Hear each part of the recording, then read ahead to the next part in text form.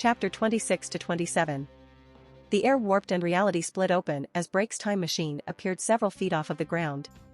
She jumped out, putting the vehicle back in its capsule, and after pulling her jacket on to shield against the cold air, began flying towards the city. Seeing a population center like this, full of life, even at night, brought hope to her heart. In her time, there just wasn't anywhere like this left, but here they were all over the planet. It occurred to her that she'd never seen, or felt the presence of, so many people in her entire life. Her thoughts were brought back to reality by the sight of a pair of burning buildings that the emergency services were already swarming over. Her first instinct was to help, but the authorities were doing a good job on their own, and she had no doubt that the battle had already begun, in which case it took priority. There must have been a slight fluctuation as she traversed the time stream she'd meant to arrive the day before the android's arrival. Still, the fact that the destruction was this limited meant that, at least, they'd managed to move the fight away from the city. Maybe they were even still alive. Seeing damaged rock formations off in the distance, an easy-to-find sign of a superhuman battle, she headed for the desert, landing in the middle of the crumbling rock. There was a body, Dr. Jero's, a few meters away, and she walked over, crouching down and examining it.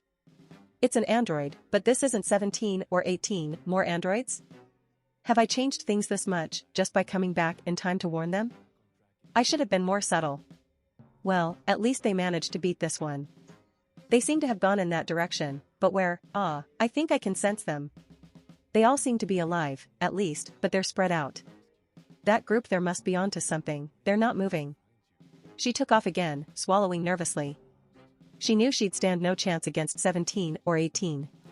It had been proven time and time again. She had to hope that the others had found a way.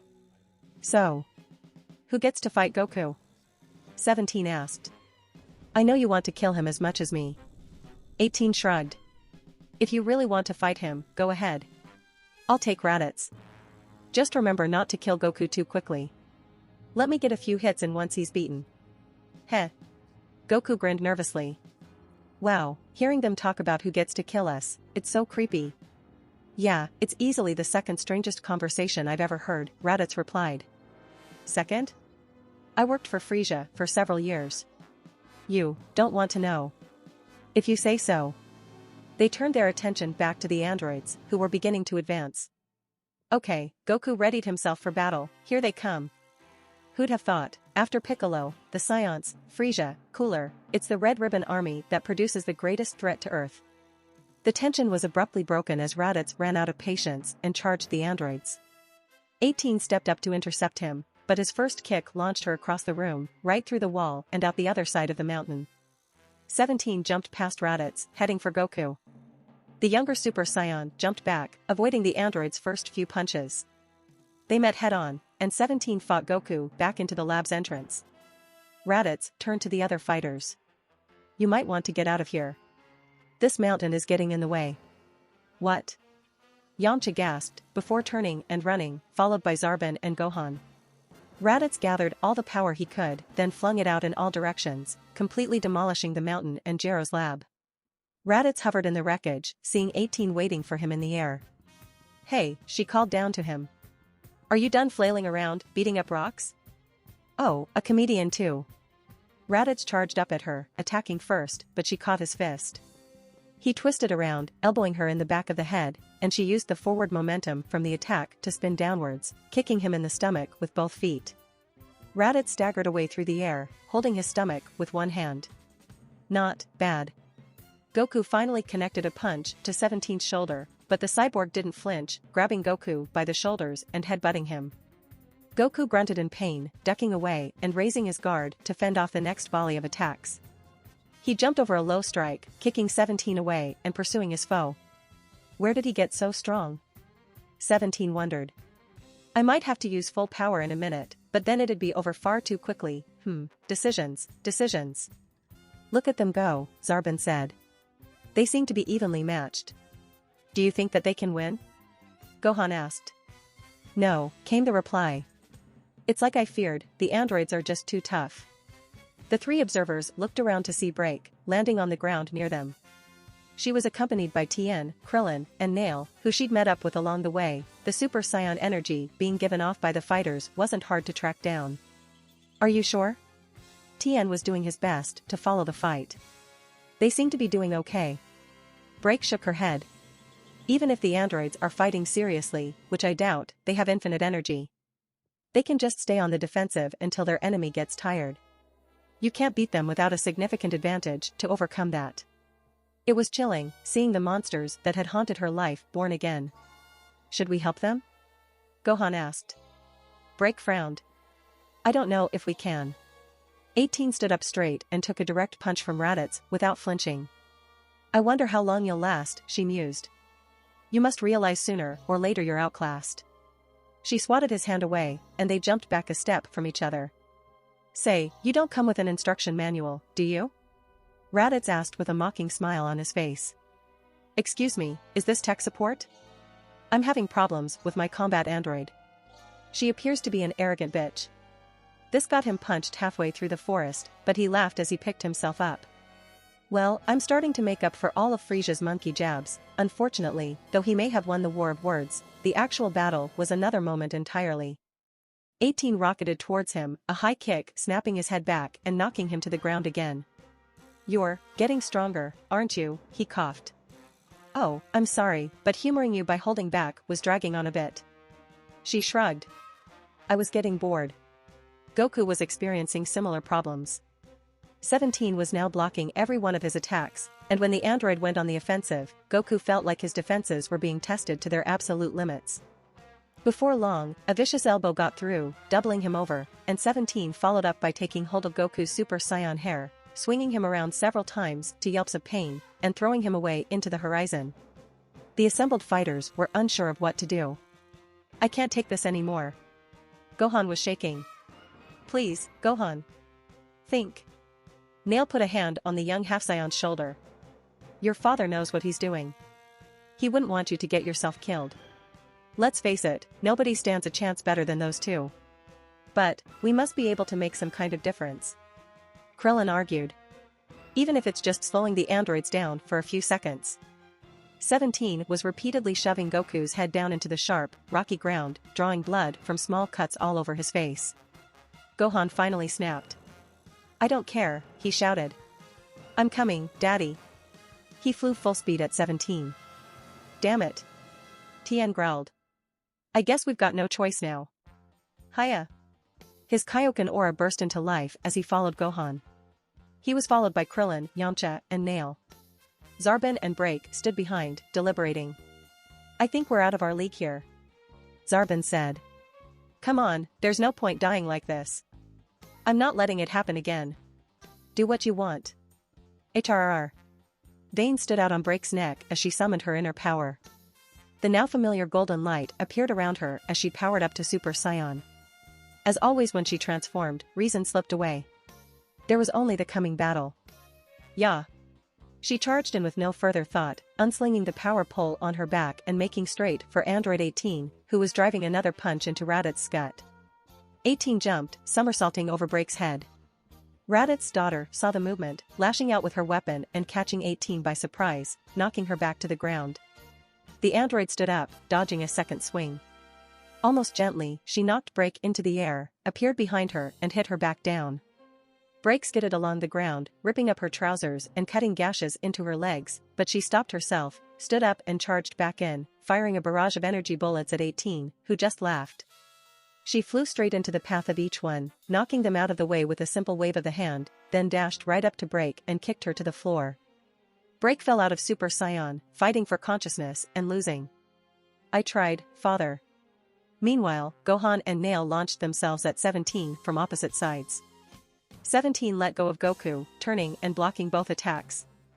He punched to one side with each hand, using his full power straight off the bat and instantly taking the fight out of both of them. He turned back to Goku, but the time bought by the other two had been enough. Raditz used instant transmission to jump over to Goku, grabbed hold of his brother and teleported them both away. 17 scowled.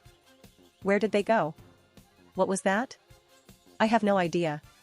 18 glanced around. I have no record of this ability. Then again, they're all a lot stronger than records show. Not that it made a difference. Tien, Krillin and Yamcha were hovering in the air a few meters away. Zarbin was frozen with fear, back near Jaroslav Piccolo was nowhere to be seen. Everyone else was down. Hey! 18 called up to the 3 human fighters. I don't suppose you know where Goku is? No. And we wouldn't tell you if we knew. Krillin called down defiantly. They could be anywhere on the planet by now. Heh. Quite a technique, 17 commented. I guess Raditz has to die too. Can't have him spiriting Goku away every time we catch him. He looked up at the humans. Well, fine. We're leaving.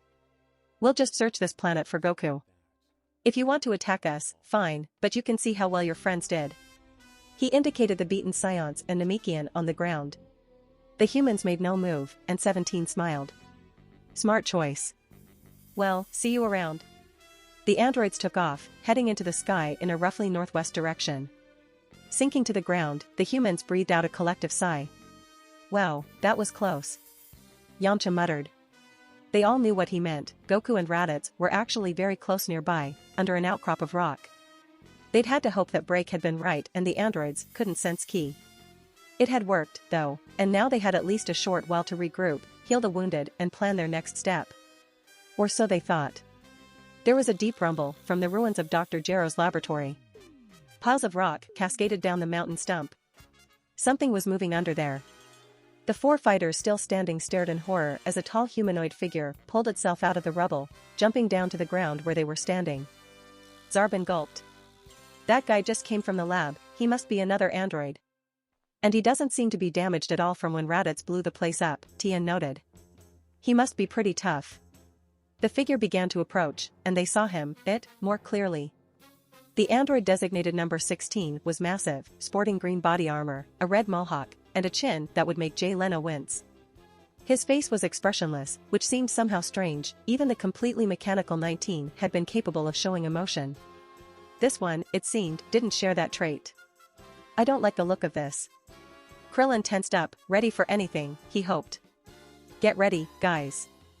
The towering android's gaze swept over the area until it came to rest on a location. Goku located, he said in a deep but artificial voice. He began to stride, slowly but purposefully, towards Goku and Raditz's hiding place. Raditz. Tien tried to signal the Saiyan telepathically. There's another android headed for you, this one can sense you. Get out of there. I'm trying. Came the reply. But I've lost a lot of energy, I just need a few seconds, a minute or 2 maybe, then I can get us to safety. But if I try to use instant transmission now, I won't go more than a couple of feet. Alright. Tien's face grew stern. I'm going to buy Raditz some time. If anybody wants to come with me, feel free. I'm not going to lie, it'll be dangerous, but we don't have to win, just hold it off for a bit. He flew over to the advancing android, putting himself between 16 and the hidden Saiyans. Stop right there, he called. Within a couple of seconds, he was joined by Krillin and Yamcha. Heh, thanks, guys. Hey, no problem. Yamcha grinned. You won't see me running from a fight anytime soon. And I'm not abandoning my oldest and best friend, Krillin added. He'd known Goku since they were both young children, and they'd come through too much together for Krillin to run now.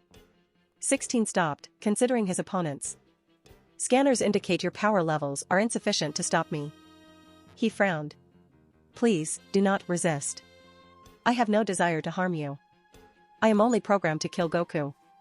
I would prefer to leave you in peace. How weird. Krillin muttered.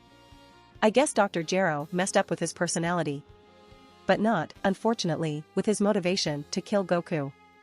Gero had a regular complex about the guy. Well, that's too bad. Tien raised his guard. We're not backing down. We'll defend our friend, no matter what. Very well. 16's face hardened further. Then I am sorry. He continued his slow advance. Okay, get ready, Tien told the other 2. I'm sure we can't beat this guy head-on, and they know all our usual moves, so let's try and surprise him. Use techniques you've developed recently, or that you don't use often. Krillin nodded. Right. After the battle with Frieza, we all realized that a few new tricks wouldn't do any harm. He raised both arms into the air. Razor-edged yellow discs of energy sprung, fully formed, from each. Double Kienzan. He flung the discs at 16, who had been programmed to expect the normal form of this attack, but 2 at once was unexpected. 16 ducked under one disc, throwing himself forwards over the second. The brief period of time before he stood up gave Tien the opening he needed. Here's another one he won't be expecting, Dodon burst. Jumping into the air over the fallen android, Tien extended all 10 fingers, firing streams of short yellow rays from each. They crashed into the ground, the attack covering the entire area around 16, hitting him while he was down. Tien and Krillin smiled in satisfaction, but when the dust cleared 16 was picking himself up, completely unharmed. Man, I wish these androids had key to sense. Krillin grumbled. I don't know when to celebrate. 16 looked back up at them. It seems your power has increased. You have acquired new techniques as well. It does not matter. You are not capable of defeating me. He continued his slow walk towards them. Man. Yamcha growled. He's not even shooting back. I bet he doesn't even think of us as a threat. Well, we're not really. Tien shrugged. But like I said, we don't have to win. Just last long enough. Alright, Krillin said, pulling his power to the surface, let's try for a combined blast. Remember, go for the unexpected. The 3 warriors focused their power to its maximum, the android now only a few steps away. Krillin brought his hands together at his side, a blue glow appearing, but then changing to red as sparks started to flicker up and down his arms. He hadn't been able to push the Kaioshin as high as Tien yet, but by the same logic that a higher boost could be used for a short amount of time, if the boost was applied to just one attack, not his whole body, it could be even greater.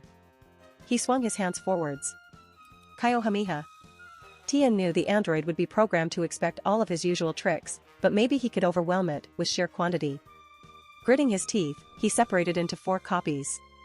Each one then focused further as all 4 of his multiform copies sprouted a second set of arms from their shoulders, the witch arms technique he'd last used in the tournament when he'd first fought Goku. Each set of arms formed the familiar triangle, and 8 tri-beams shot forth at 16. Yamcha flung his arms out in front of him, dozens of tiny versions of his trademark spirit ball, each with almost the power of the full version, forming and coalescing into a brightly glowing mass. Spirit beam, HAA. The 10 beams sped towards 16. His sensor's report alarmed him, the humans shouldn't have been this strong, and the mix of new techniques was confusing. He raised his arms in front of him, catching the attack with the palms of his hands. He grunted as the combined force pushed him back, his feet grinding along the ground and throwing up dust. Current situation untenable, concentrate power to relevant functions only. Disabling unnecessary motion. Maximizing forward thrust. 16's movement slowed, and he came to a halt. He gradually began to move back towards his enemies, pushing their attacks back. It didn't take long for the concentrated nature of their attacks to tire the humans out, and their power faded. Well, that was a nice try, guys. Krillin gasped. We even worried him a little. But this guy's too much. He hasn't even attacked us yet, and I already know I'm beat. Damn it. Tien looked around behind him. Why are those 2 still here? Raditz. We're running out of time. I must be more injured than I thought. Raditz answered. I'm trying, but it's hard to focus, especially with a long jump like we're going to need to get out of this android's sensor range. Fine. Tien turned back to 16, who was now moving with more speed. Just a little longer, then. I will not be stopped, 16 said as he neared them. Goku will be terminated. He's getting too close. Krillin warned. We shouldn't try to take him head-on. No choice. Yamcha told him, summoning up what strength he had left. He hadn't been able to master the Kaioshin proper, not having direct teaching from King Kai, but had refused to let Krillin and Tien leave him behind entirely, and after learning as much as he could from them had come up with his own solution. Wolfang Kaioshin, YAAH. The red aura was flickering and unstable, but it was there. Tien and Krillin powered up to their own highest levels of Kaioshin, times 20 and 10 respectively, and joined in Yamcha's charge. 16 stepped sideways as the 3 warriors flew into him, raising his arms in perfectly timed blocks. Their speed has increased, he noticed. Further errors in Dr. Gero's data. He must not have accounted for an extraneous variable. It is irrelevant. He spent several seconds on the defensive, as the human fighters hammered home attack after attack. Once he had processed their power increase, he was on more familiar territory, he was programmed with an intricate knowledge of their fighting styles. Tien's was direct and smooth, Krillin's was cautious but powerful, and Yamcha's, while somewhat wasteful in energy, was unpredictable and difficult to defend against, at least to anyone without the data 16 possessed. Having acquired all the information he required, and identified exploitable weaknesses and openings in each fighter's technique, 16 chose his moment and struck. He suddenly spun 180 degrees, driving his elbow into Yamcha's chest. Ribs cracked with the force of the blow, and Yamcha went down, choking and coughing up blood. 16 ducked under a punch from Krillin, taking hold of the short warrior's leg and neatly breaking it at the shin. Krillin held and fell away to the side, almost blacking out. Tien, realizing he was the only one left, raised his hands to his forehead, but 16 identified the solar flare technique and countered with short-ranged energy beams from his eyes. The impact threw Tien's head back forcefully, snapping his neck. Tien's body hit the ground heavily, and he lay still. 16 looked down with regret. I had not intended to kill him. Evidently, his power was drained from his earlier efforts, and I overestimated his endurance. The sadness vanished, however, as his primary objective overrode everything. Goku must be terminated. But just as he turned to face the Saiyan's location, they dropped off his scanners. 16 looked all around with confusion. They were gone. Out of his sensor's range, which meant they must be miles away. But there had been no energy trail. Dr. Gero's records showed no evidence of such an ability. Another error. What had gone wrong? Zarbon floated down to the others. He went over to Krillin, dug the bag of senzu beans out of the fighter's pocket, and fed him one. What happened? Krillin asked. And where the hell were you? The android left. Zarbon shrugged. I guess he's still looking for Goku. And I was afraid to die. Is that so terrible? I wanted to help, but I couldn't bring myself to face that thing. They immediately went to help Yamcha, another being restoring him, and then the three of them shuffled over to Tien. He can't be. Yamcha crouched down, staring in disbelief. Tien. Come on, you always know what to do. You can't just leave. What about that rematch you promised me? Tien, damn it, we need you, man. Hey, it's okay. Krillin patted Yamcha on the shoulder. The Dragon Balls. We already used them on him. Yamcha snapped. It doesn't work twice. Well, there's the Namekian set. I guess, but that doesn't make it all okay, you know? He just died. I don't care how many Dragon Balls we have, it still means something. Yamcha stood up. Should have been me. Tien's the hero. What have I ever done? He was on the verge of a breakdown. When have I ever been useful, huh? Why couldn't it have been me? Yamcha. Krillin decided it was best to just leave him alone, and flew off to give Gohan and break the last 2 senzu beans. Thanks to his regenerative abilities, Nail was doing a little better, and was starting to stand up on his own. They all gathered around Tien's body. To varying degrees of surprise, after a few minutes it faded, vanishing from existence. I guess he must have got permission to see King Kai again, Krillin suggested. With nothing else to do, they flew off to Kame House, where Raditz had taken Goku. When they got there, Raditz had already raided Rashi's fridge to give him an energy boost, teleported back to the city and brought their non-fighting friends to Kame House. Shortly after, the fighters arrived, and told the rest of the story. The room fell quiet as Tien's death was recounted. Raditz noticed Break, who was standing outside the house, staring off into the ocean. He walked out to her, and they stood silently for a full minute. Eventually, he spoke. I'm sorry. Huh? I wasn't able to protect you. You had to grow up without a father. The androids destroyed your world. And now, we've failed again. They're running free. They'll find us eventually. Oh, then? She turned to face her father, who nodded. Goku told me just a few hours ago, actually.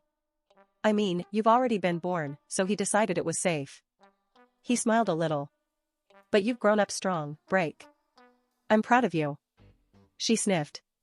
Unable to contain herself any longer, she ran over and hugged him tightly. Dad. Raditz was still learning about this sort of thing. He had no idea how to be a father. Hey. Look, if this goes as badly as I think it might, if, we lose, and I'll be honest, if we all die, I want you to know I'm glad I got to meet you. You're a hero, do you realize that? They stepped apart slightly. Behind them, a soft light began to rise over the horizon as dawn broke. "I guess I take after you, then," she said, grinning. "No." He shook his head. "I'm not a hero. I don't think I can ever be." He turned away from her. "I've wiped whole worlds clean, every man, woman and child. No, you're a far better person than I'll ever be. But you regret it now," she reasoned. "You're fighting for a good cause. Trying to protect this planet and your family. It doesn't change the fact that billions of people are dead because of me." He stopped. "Look, this discussion is pointless. I am what I am. We're in this situation, and debating morality isn't going to help." He looked more closely at her face. "You do take after me a little in appearance, though, even if your hair is straight from your mother, look." He pointed out over the sea, to the teeming cities just visible from the island. "You see that? Millions of people. Good people, most of them, just being alive. Blessed, wonderful mundanity. They might grumble, but everyone does that. They're free, they're safe, they're happy. I've been all around the galaxy, and I can tell you how rare that is. That is what you've missed, growing up in your timeline. That is what we're fighting for. And I don't want you to miss it this time. That other you, in there, she's going to have a future. I can guess you've spent a lot of your life running, avoiding direct confrontation. Being beaten today probably hasn't helped. But we're not running again.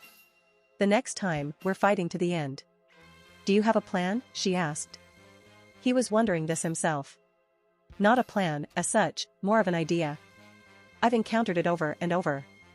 Frieza's living metal copies, these androids, according to you, keen cold, enemies even more powerful than a super saiyan. This isn't the ultimate power. This is not the peak of the mountain. There are higher levels we can climb to." "You really think so?" "There must be. If we just accepted our limits, we'd all have died on Namek. There's no reason to stop improving now." He smiled. "Hey. Shall we train?" "Really?" Break grinned. "Of course. All right then. Let's take this seriously. We've got to unlock greater powers, but we don't have much time. Who knows how long the androids will take to find us." 17 and 18 were cruising down a clifftop road in their stolen sports car. They could have flown, but 17 insisted on having fun when a large figure appeared in their path. They swerved to a halt, almost crashing into the concrete highway divider. "Hey, what gives?" 17 grumbled, before noticing that the figure was, in fact, Android 16. "What's this? One of us?" "That is correct," 16 replied. "I am the android designated number 16. You are model 17 and 18? "That's right," 18 replied. "What's it to you?" "You seek to kill Goku. I am programmed with the same objective. Logic dictates that working together will yield a greater chance of success." "Jero didn't give you much of a sense of humor, did he?"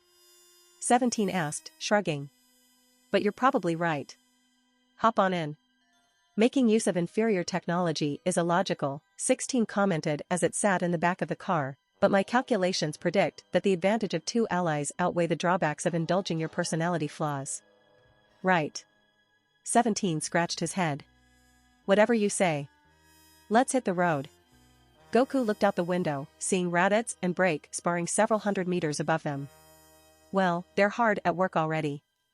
I guess Raditz knows we're going to have to fight them again eventually." "There's something that's been bugging me, though," Krillin said. "When was the last time you saw Piccolo?" "Huh." Goku tilted his head back and forth, trying to remember. "The battle with those first two androids, I guess. Since then, nothing. I wonder what he's up to." "It's absurd," Cammy was saying. "Ridiculous. Why would I ever want to refuse with you?" He was pacing back and forth in front of Piccolo, as they stood atop the Guardian of Earth's lookout. His servant, the genie Mr. Popo, was cowering inside. "We separated for a reason." Piccolo was beginning to run out of patience. "Look, it's simple. We've been in conflict since we were created from the original Namekian who came to Earth, but we could never defeat each other without killing ourselves. If we joined, that struggle would just become an internal one, we'd still exist, in spirit, and we'd both have the power to achieve our aims." "It is an interesting suggestion," Cammy admitted. "Usually, a fusion between two Namekians requires one to be the base, and they absorb attributes from the other. Are you proposing we both put our entire essence into this fusion? Exactly, Piccolo explained. That way, we recreate the nameless Namekian who gave us life. According to what Nail has told me, we'll be at least as powerful as one of those super saiyans. We have different reasons, but neither of us want these androids to destroy everything. I do not know. It is a drastic measure. Drastic times. You know the saying. Cammy fell silent for a long time. I want you to know that ordinarily I would not agree to this. But there is another threat to Earth. More terrible than even the androids. At the moment, perhaps slightly weaker, but with a far greater potential for evil. What are you talking about? You'll know, when our knowledge is shared. Cammy held out a hand. Come, let the son of Katas live again. How's it going? Goku floated up to Raditz and Break, who were still sparring in the air above Kame House. It's hard to tell, Break replied. We've only been training for a couple of hours. Actually, we haven't really started. Raditz shrugged. I'm trying to improve Break's stance and technique. Your son did his best to teach her in the future, but he never really completed his own teaching before we died. And I'm going to need her to be a true fighter before we even think about reaching past Super Saiyan. Say what? Break asked, rounding on Raditz. You can't think about me so much. Do what you have to on your own. He held up a hand to try and calm her down. Look, I know you've got potential. We can both surpass Super Saiyan, I know it. Just give it time, you're a quick learner. It won't take long to bring you up to speed. He turned to Goku. Oh. Your friend died, right? Tien? Yeah, Goku told him, suddenly feeling less optimistic when he remembered hearing the news. Are you going to wish him back with the Dragon Balls? Correct me if I'm wrong, but you'd have to use the ones on New Namek. Goku nodded. That's right. But we figure we'll wait until the threat is over, then bring everyone who's died back in one go. Otherwise, some emergency wish might come up, but we've already used up our wishes for a whole year and we're doomed. I guess so. Break joined the discussion. But what if one of the balls is destroyed, like in my timeline? Then you wouldn't get any wishes. We'll have to risk it, Goku decided. It's worth having them in reserve in case something comes up. Oh. Goku. Raditz remembered something he'd been thinking about. I want to ask you something. Huh? Okay, I guess. If I die in battle, don't wish me back. Alright? He looked extremely serious as he said this. What? Why? Nature has given us this one life, to live to its fullest extent. I don't want to have a free ticket out just because I know the world's greatest scavenger hunters. Look, the Dragon Balls can't be used on natural deaths, correct? Goku tilted his head back, trying to remember. I think so. Yeah, that's right. And let's face it, to people as strong as us, natural disasters and accidents aren't very threatening, Raditz continued. The only death of mine you could reverse with them is a death in battle. But, that's the only death I'd ever accept. He faced Goku, looking him in the eyes. Understand? I think I do. Goku nodded. If you die an honorable death in battle, you want to be remembered that way, not cheat your opponent of their victory, and go out quietly in your old age. Right? That's exactly it. He folded his arms. My warrior's pride won't allow anything else. So promise me, Goku. On your word as my brother and as one of the last Saiyans, swear you will never revive me with the Dragon Balls. Goku gave a thumbs up, but his face was grim. Alright. I promise. Now I'm gonna go see what everybody's got planned. Good luck ascending. Raditz considered this as Goku left. Ascending, The light slowly faded, and Mr. Popo looked up. Standing opposite him, on the edge of Cammy's lookout, was an almost familiar figure. He was a Namekian, that much was certain. He stood almost a foot taller than Piccolo, who had already been over 7 feet, and from his imposing musculature must have weighed nearly twice as much. He wore simple blue clothes, with Piccolo's symbol on the front and Cammy's on the back, and had a stern expression on his face. Slowly, he turned to face the bewildered genie. Do not be afraid, Mr. Popo, he said. His voice was strong but kind. Who are you? Mr. Popo asked. Me? That's a very good question. The Namekian crossed his arms, furrowing his brow. I am not Cammy, nor am I Piccolo.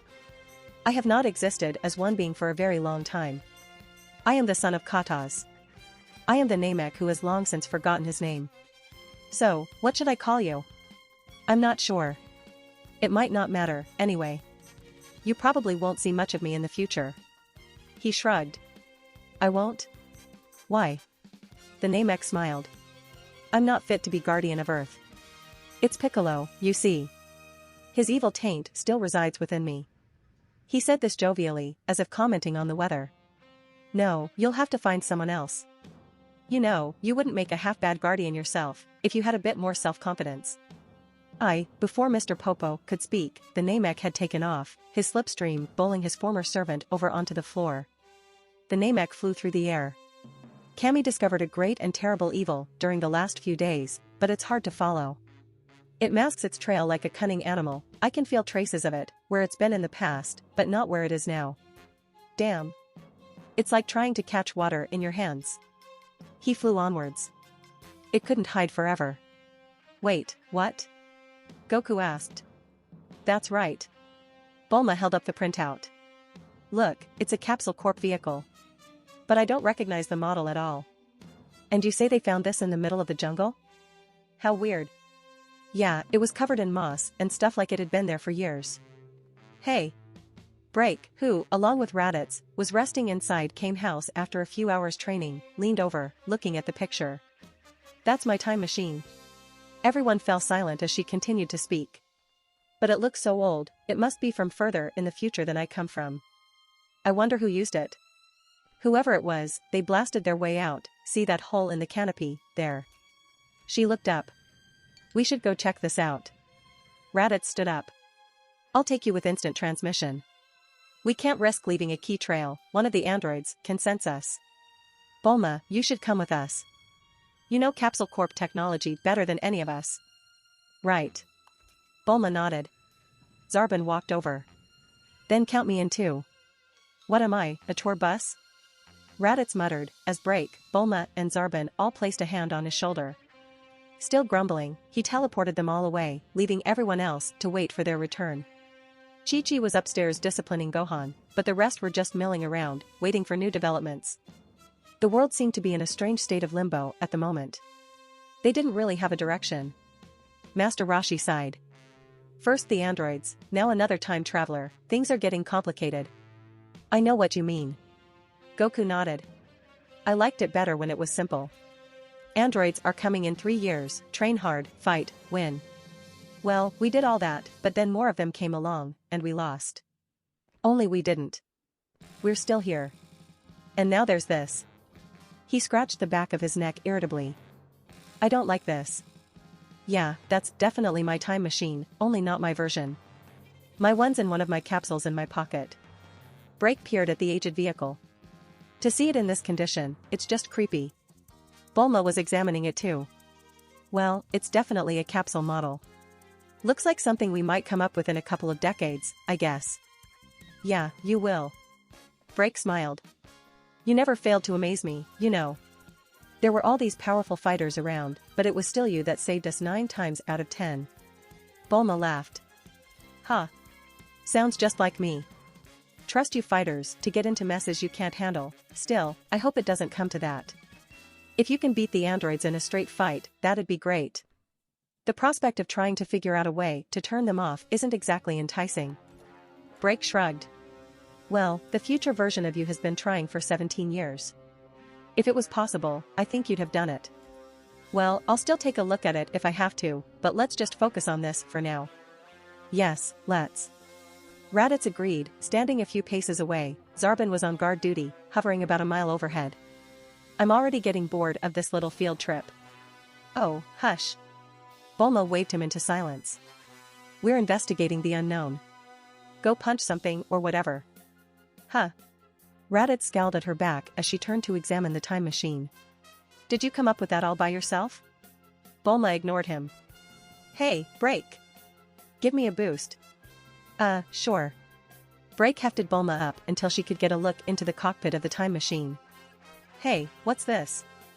Bulma reached in and pulled out something. Jumping down to the ground, she laid the 2 objects down in front of her. Take a look. Is this some component of the machine? No. I've never seen them before, Break replied. They were two identical, hollow hemispheres, light purple in color and covered in small bumps. Looks more organic than mechanical. Yeah, I see what you mean. Bulma rubbed her chin in thought. Almost looks like two halves of an egg or something. An egg? Are you sure? What kind of creature would hatch out of that? Raditz spoke up, having wandered over out of curiosity. Well, whatever it is, it knows how to work a time machine, or at least whoever put it there did. And this creature's been here, in our time, for quite a while now, if the state of the machine's anything to go by. But, why would someone put a strange creature like that in a time machine and send it here? Bulma asked. I don't know, and I don't care. I'm much more worried about killer robots that are actively searching for us than some mystery time-traveling creature that may or may not actively be a threat. He held out a hand. Come on, let's go back. We're not going to ascend just standing here. The small house on Mount Paozu exploded violently.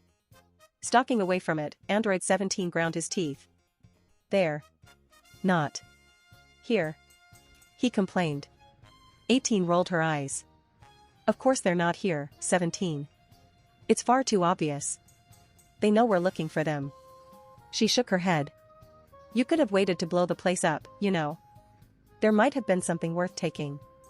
I could do with a change of clothes, for one thing, mine are still torn up from that last battle.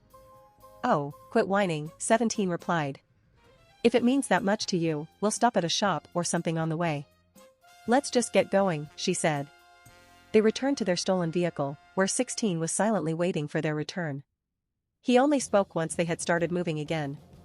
I told you the probability of their anticipating our search and moving elsewhere was significant, he stated. You too? 17 moaned. Give me a break. I can feel Piccolo's spirit within me, the newly fused Namek thought. Like a potion eating away at my good intentions. I will have to deal with that, but not like last time. I won't unleash that monster on the world again. Luckily, Piccolo wanted this threat eliminated as much as Kami, so I won't have to worry about that in the immediate future. I should focus on, there. I found you. He banked right, arcing down towards a small city called Ginger Town. Human energy signatures were disappearing, one after the other. There were only a couple left by the time the Namek landed. This place feels wrong. Like the town itself is sick. Whatever's killing this people, it's unnatural. The air seemed to hang thick and cloying around him, and he almost turned away at the sight of the inhabitants' remains.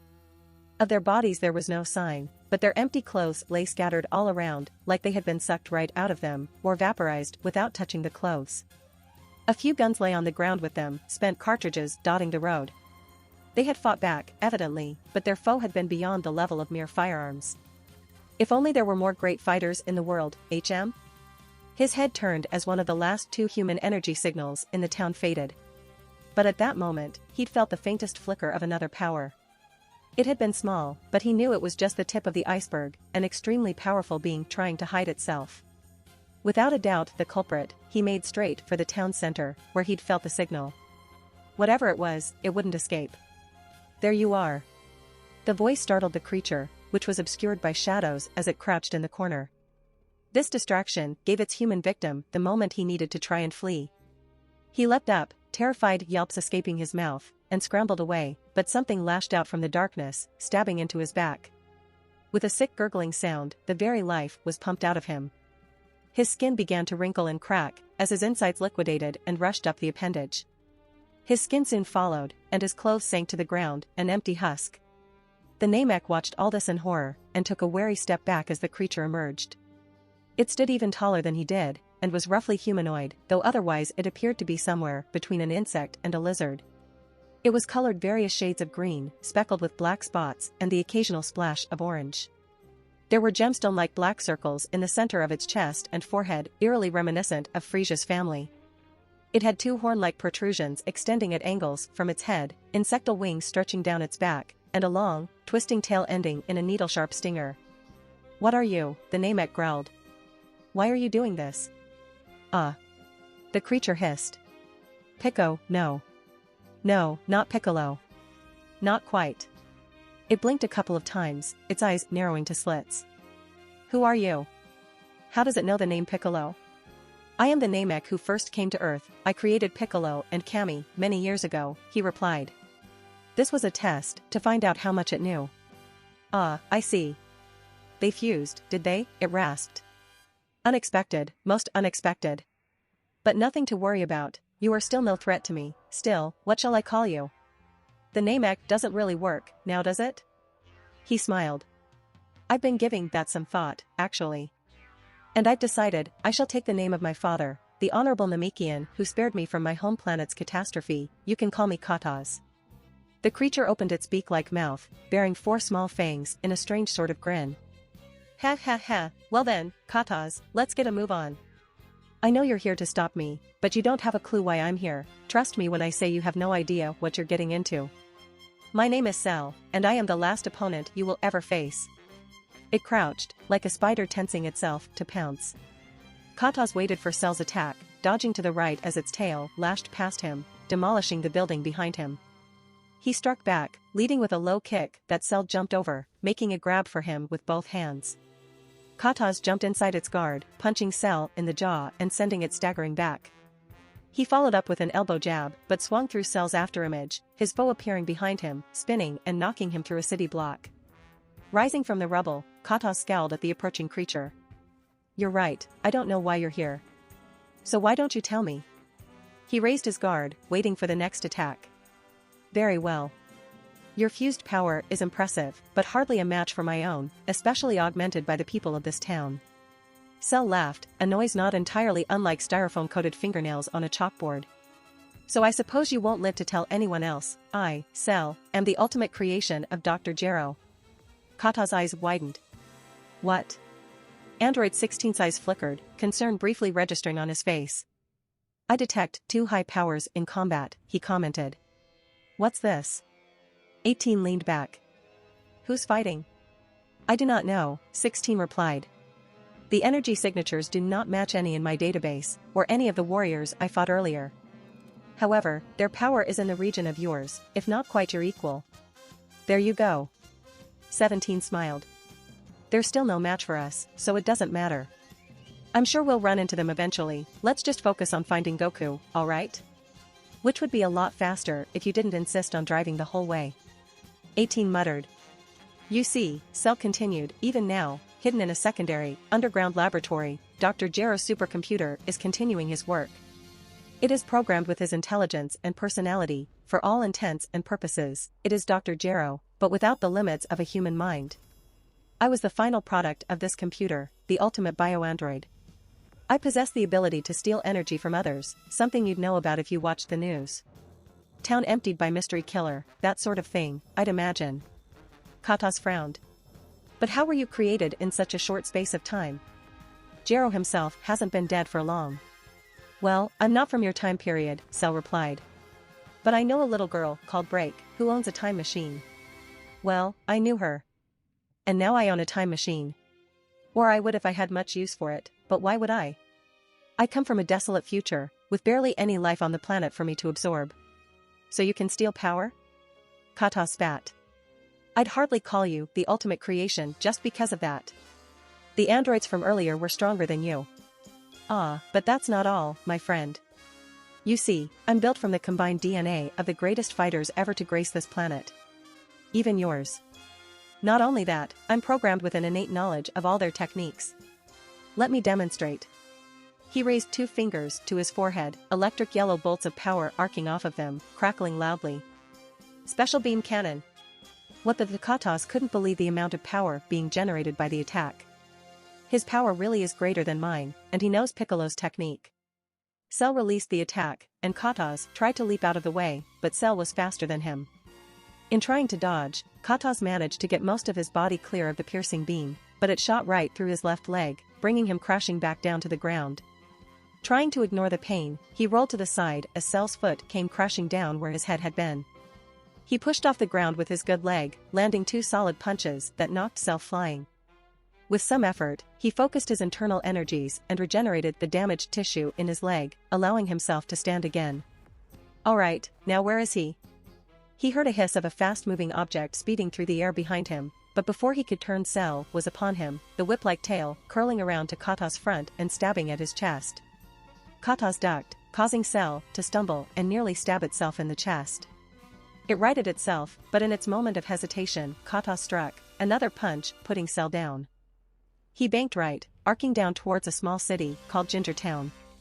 Human energy signatures were disappearing, one after the other. There were only a couple left by the time the Namek landed. This place feels wrong. Like the town itself is sick. Whatever's killing this people, it's unnatural. The air seemed to hang thick and cloying around him, and he almost turned away at the sight of the inhabitants' remains. Of their bodies there was no sign, but their empty clothes lay scattered all around, like they had been sucked right out of them, or vaporized without touching the clothes. A few guns lay on the ground with them, spent cartridges dotting the road. They had fought back, evidently, but their foe had been beyond the level of mere firearms. If only there were more great fighters in the world, HM? His head turned as one of the last two human energy signals in the town faded. But at that moment, he'd felt the faintest flicker of another power. It had been small, but he knew it was just the tip of the iceberg, an extremely powerful being trying to hide itself. Without a doubt the culprit, he made straight for the town center, where he'd felt the signal. Whatever it was, it wouldn't escape. There you are. The voice startled the creature, which was obscured by shadows as it crouched in the corner. This distraction gave its human victim the moment he needed to try and flee. He leapt up, terrified yelps escaping his mouth, and scrambled away, but something lashed out from the darkness, stabbing into his back. With a sick gurgling sound, the very life was pumped out of him. His skin began to wrinkle and crack, as his insides liquidated and rushed up the appendage. His skin soon followed, and his clothes sank to the ground, an empty husk. The Namek watched all this in horror, and took a wary step back as the creature emerged. It stood even taller than he did, and was roughly humanoid, though otherwise it appeared to be somewhere between an insect and a lizard. It was colored various shades of green, speckled with black spots and the occasional splash of orange.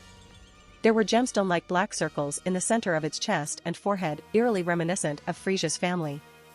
It had two horn-like protrusions extending at angles from its head, insectal wings stretching down its back, and a long, twisting tail ending in a needle-sharp stinger. "What are you?" the Namek growled. "Why are you doing this?" The creature hissed. "Pico, no. No, not Piccolo. Not quite." It blinked a couple of times, its eyes narrowing to slits. "Who are you? How does it know the name Piccolo?"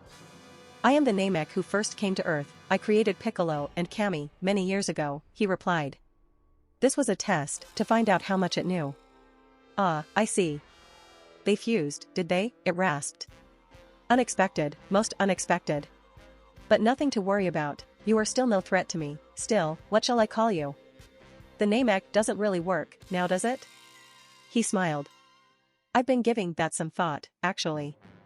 And I've decided, I shall take the name of my father, the honorable Namekian who spared me from my home planet's catastrophe. You can call me Kataz." The creature opened its beak-like mouth, bearing 4 small fangs in a strange sort of grin. "Ha ha ha, well then, Kataz, let's get a move on.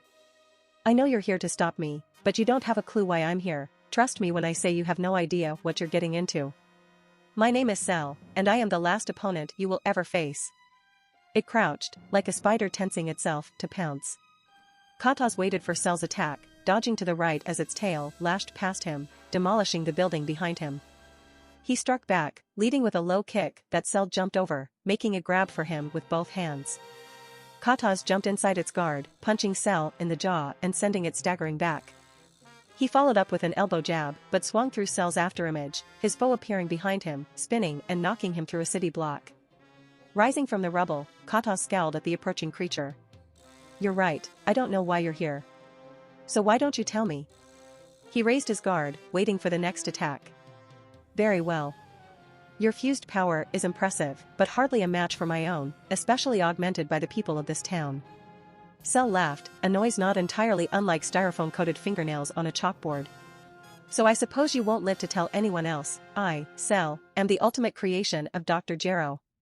Kata's eyes widened. "What?" Android 16's eyes flickered, concern briefly registering on his face. "I detect 2 high powers in combat," he commented. "What's this?" 18 leaned back. "Who's fighting?" "I do not know," 16 replied. "The energy signatures do not match any in my database, or any of the warriors I fought earlier."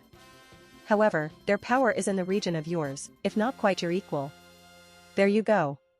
17 smiled. They're still no match for us, so it doesn't matter. I'm sure we'll run into them eventually. Let's just focus on finding Goku, alright? Which would be a lot faster if you didn't insist on driving the whole way. 18 muttered. You see, Cell continued, even now, hidden in a secondary, underground laboratory, Dr. Gero's supercomputer is continuing his work. It is programmed with his intelligence and personality, for all intents and purposes. It is Dr. Gero, but without the limits of a human mind. I was the final product of this computer, the ultimate bioandroid. I possess the ability to steal energy from others, something you'd know about if you watched the news. Town emptied by mystery killer, that sort of thing, I'd imagine. Katas frowned. But how were you created in such a short space of time? Gero himself hasn't been dead for long. Well, I'm not from your time period, Cell replied. But I know a little girl called Break, who owns a time machine. Well, I knew her. And now I own a time machine. Or I would if I had much use for it, but why would I? I come from a desolate future, with barely any life on the planet for me to absorb. So you can steal power? Kata spat. I'd hardly call you the ultimate creation just because of that. The androids from earlier were stronger than you. Ah, but that's not all, my friend. You see, I'm built from the combined DNA of the greatest fighters ever to grace this planet. Even yours. Not only that, I'm programmed with an innate knowledge of all their techniques. Let me demonstrate. He raised 2 fingers to his forehead, electric yellow bolts of power arcing off of them, crackling loudly. Special beam cannon. What the Katas couldn't believe the amount of power being generated by the attack. His power really is greater than mine, and he knows Piccolo's technique. Cell released the attack, and Katas tried to leap out of the way, but Cell was faster than him. In trying to dodge, Katas managed to get most of his body clear of the piercing beam, but it shot right through his left leg, bringing him crashing back down to the ground. Trying to ignore the pain, he rolled to the side as Cell's foot came crashing down where his head had been. He pushed off the ground with his good leg, landing 2 solid punches that knocked Cell flying. With some effort, he focused his internal energies and regenerated the damaged tissue in his leg, allowing himself to stand again. Alright, now where is he? He heard a hiss of a fast-moving object speeding through the air behind him, but before he could turn, Cell was upon him, the whip-like tail curling around to Kata's front and stabbing at his chest. Katas ducked, causing Cell to stumble and nearly stab itself in the chest. It righted itself, but in its moment of hesitation, Katas struck another punch, putting Cell down. And we never even got to meet this Katas guy? Krillin, back at Kame House, lamented. Ah, that sucks. Plus, we're gonna have to rely on our friends over on New Namek for Dragon Balls now. Kami and Piccolo fusing would have got rid of them, from what Kami told us when we were training for that year under him. Well, he is a part of me now, Nail told him. He was noble, despite his flaws, and we should remember his sacrifice. Chi-Chi was next to speak, sitting protectively next to Gohan, who was grudgingly doing his homework. The androids are looking for Goku, right? Seems that way, Master Roshi answered. So, she said, if they're programmed with all this knowledge like you said, they'll know where we live. They'll head to Mount Paozu first, and since we're not there, they'll come to the next most likely place. Here, Raditz finished. We should move, and soon. Kame House won't be safe anymore. Launch spoke up. I know a place. I visited Tien there, after the last world tournament we went to. He had a secluded home in the mountains. Yeah, that's our house, Kaioshin said. At least, it has been since Master Shin turned us out. Then we should head there, Yamcha agreed. We'll be safe for a while. But I guess we do need a plan, we can't run forever. Yeah, hey, Nail. Goku looked over at the amalgamation of all their Namekian allies. Do you think you could take on the androids with your new power? Well, it's hard to say. Nail thought this over. I mean, it's not like they have any key to measure. But, and this isn't a boast, I'm definitely stronger than you Super Saiyans now. I can't promise I'll win, but to protect this world, it's worth a shot. Alright. Do that if you want. But we'll have to wait for the androids to show themselves, we can't sense them, remember? Nail smiled. Simple enough. We've worked out they're coming to Kame House. The rest of you go and hide in the mountains, I'll stay here and wait for them. When you sense me powering up to maximum, you'll know the battle's begun. Right. Raditz nodded. We'll keep trying to figure out a way to surpass Super Saiyan, and we'll join you if we do. Alright. They stood up and began to head for the door. A smile crossed Goku's face. They had a plan. They had hope. Maybe, just maybe, they could come out of this on top. Android 16 continued to scan incoming energy signatures on his inbuilt sensor array. The two powers I was following have stopped fighting, he announced. I must report that one of them grew significantly during the battle. It now equals your own, 17. Equal to me? No way. 17 laughed quietly. That isn't possible. I'm the ultimate fighting android. Ultimate android? 18 shot back. I'm right here, you know. Oh, you know as well as I do that Dr. Gero suppressed your power in comparison to mine, 17 retorted. I think he was trying to make you less rebellious. Didn't go too well, did it? They chuckled, recalling Android 19's continued attempts to give them orders in their creator's name and its subsequent fate at 18's hands. 16 lapsed into silence, warning delivered. Don't worry, 16, 17 said, as the coast came into view, it's probably just a sensor malfunction. There's no one on this planet that can challenge us. No one. If you want to support me, check out my Patreon at https://www.patreon.com/Kaioshin. I tend to polls that decide important plot stuff in my P at Trian. Many thanks to my awesome patrons. Nicholas Berenger, Ben Phillips, Yami Tancho, Taco TSK, Jose Torres, Rizik Ottman.